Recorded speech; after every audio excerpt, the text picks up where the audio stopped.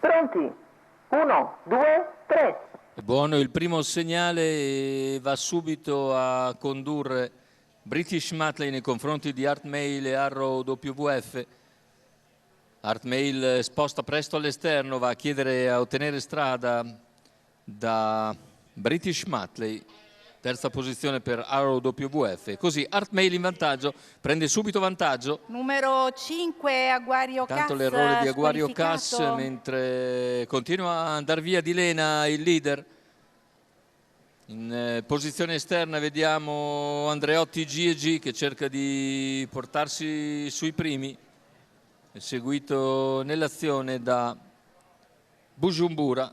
Intanto però va via a ritmo davvero molto spedito il leader, che completa 600 metri in 44,7, ricordiamo partendo da fermo. È un'andatura sicuramente sostenuta. All'esterno si impegna Andreotti G&G che prova a carpire la seconda posizione a British Matley.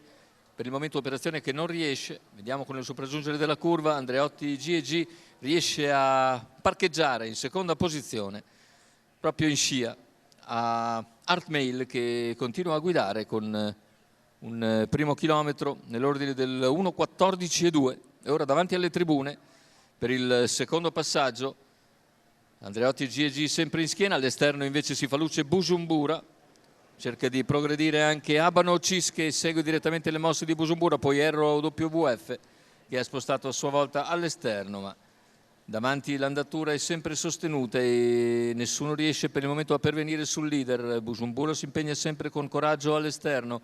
Andreotti G&G invece ha parcheggiato in una comoda posizione alla corda.